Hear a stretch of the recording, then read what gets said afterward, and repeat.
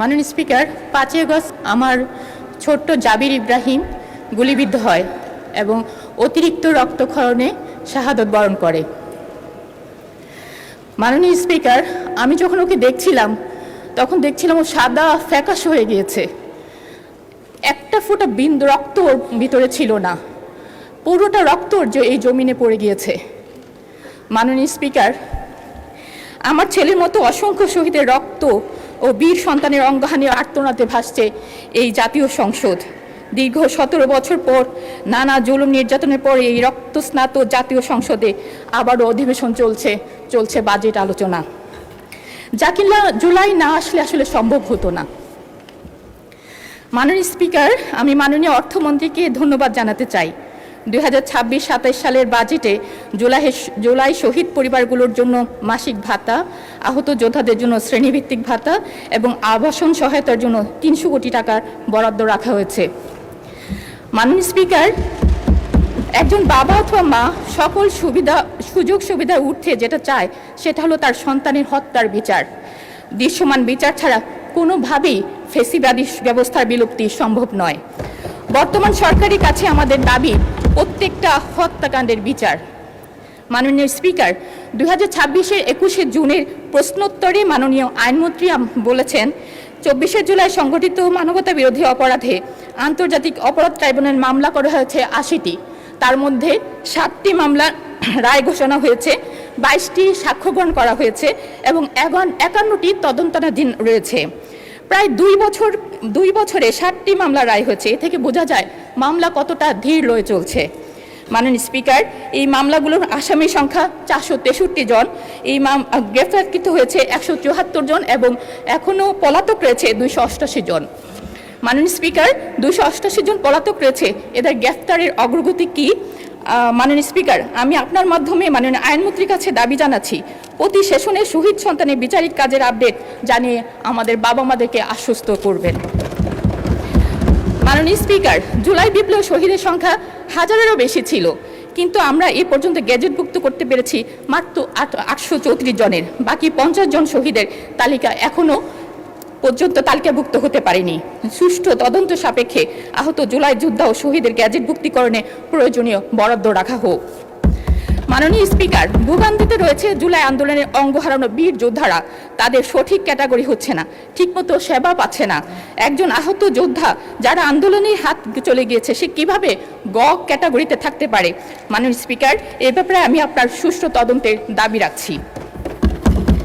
মাননীয় স্পিকার, 844 জন শহীদ এবং 14,407 জন আহত যোদ্ধা স্বীকৃত। এই সংখ্যাগুলো পরিসংখ্যান নয়, প্রতিটির পেছনে আছে একটি বিপর্যস্ত পরিবার। এই পরিবারগুলোর পাশে শুরু থেকে যে প্রতিষ্ঠানটি দাঁড়িয়েছে সেটি হলো জুলাই শহীদ স্মৃতি ফাউন্ডেশন।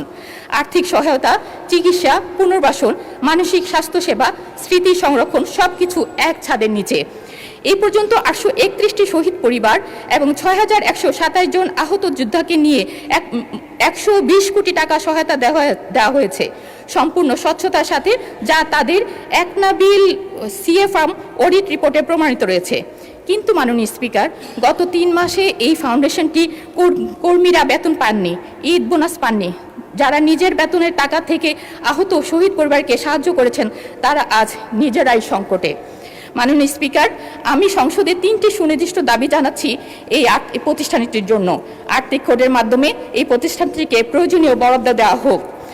অবশিষ্ট শহীদ পরিবার ও আহত যোদ্ধার জন্য সরকার প্রতিশ্রুত অবশিষ্ট 263 কোটি টাকা বরাদ্দ দেওয়া হোক। মুক্তিযুদ্ধ বিষয়ক মন্ত্রণালয় অথবা সমাজতন্ত্র মন্ত্রণালয় এই ফাউন্ডেশনটিকে আনুষ্ঠানিক সহযোগী প্রতিষ্ঠান হিসাবে স্বীকৃতি দিক, কারণ এই ফাউন্ডেশনের কাছে আছে স্বচ্ছতা, অভিজ্ঞতা, ওয়ান স্টপ সক্ষমতা এবং সবচেয়ে বড় কথা মানুষের বিশ্বাস। মাননীয় স্পিকার, আমাকে একটু সময় দেবেন 2 মিনিট। জুলাই সদস্য, আপনাকে 2 মিনিট বাড়িয়ে দেওয়া হলো, 2 মিনিটে শেষ করবেন। ধন্যবাদ মাননীয় স্পিকার। জুলাইকে মুছে ফেলতে পলাতক ফ্যাসিস্টের বাহিনী বাস্তবে ও সামাজিক মিডিয়াগুলোতে অতিমাত্রায় তৎপর। বিভিন্ন জায়গায় জুলাই যোদ্ধাদের উপর নির্যাতন, হুমকি, স্মৃতিস্তম্ভ পুড়িয়ে ফেলার মতো ন্যাক্কারজনক ঘটনা ঘটছে।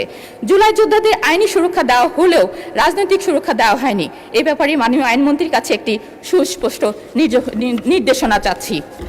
মাননীয় স্পিকার, জুলাইকে বাঁচাতে হলে জুলাই বিপ্লবের ইতিহাস, আহত যোদ্ধাদের কথা এবং শহীদের স্মৃতি সংরক্ষণের জন্য জাতীয় ও স্থানীয় পর্যায়ে জুলাই স্মৃতিসৌধ, জুলাই জাদুঘর, গবেষণা কেন্দ্র এবং ডিজিটাল আর্কাইভ প্রতিষ্ঠার জন্য বাজেট বরাদ্দ রাখার জন্য অনুরোধ জানাচ্ছি, যাতে আগামী প্রজন্ম সত্য ইতিহাস জানতে পারে। মাননীয় স্পিকার, প্রাসঙ্গিকভাবে উল্লেখ করছি, জুলাই শহীদ স্মৃতি জাদুঘর কবে সর্বসাধারণের জন্য উন্মুক্ত হবে এবং কার্যাবলী পরিচালনার জন্য কোনো বাজেট রাখা হয়েছে কিনা। মাননীয় স্পিকার, আমরা ভুলিনি প্রিজন ভ্যানের সামনে দাঁড়ানো সেই মেয়েটাকে, যে তার বুকে সাহস দিয়ে সারা বাংলাদেশকে যে দেখিয়েছিল কিভাবে অন্যায়ের সামনে জীবন বাজি রেখে দুহাত প্রসারিত করে দাঁড়াতে হয়। মাননীয় স্পিকার, সেই মেয়েটাকেও ভুলিনি আমরা, যে ছাত্রলীগের লাঠির আঘাতে যার কপাল কেটে রক্ত ঝরেছিল। মাননীয় স্পিকার, জুলাইয়ের পর এইসব অগণিত নারী যোদ্ধারা হারিয়ে গেছে, কিন্তু তাদের হারাবার কথা ছিল না।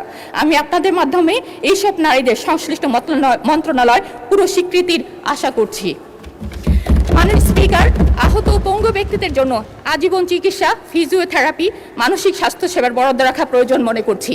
মাননীয় স্পিকার, একটি পরিবার কর্মক্ষম মানুষটি যখন হারিয়ে যায়, সেই পরিবারের সন্তানদের শিক্ষার উপর আঘাত হানে।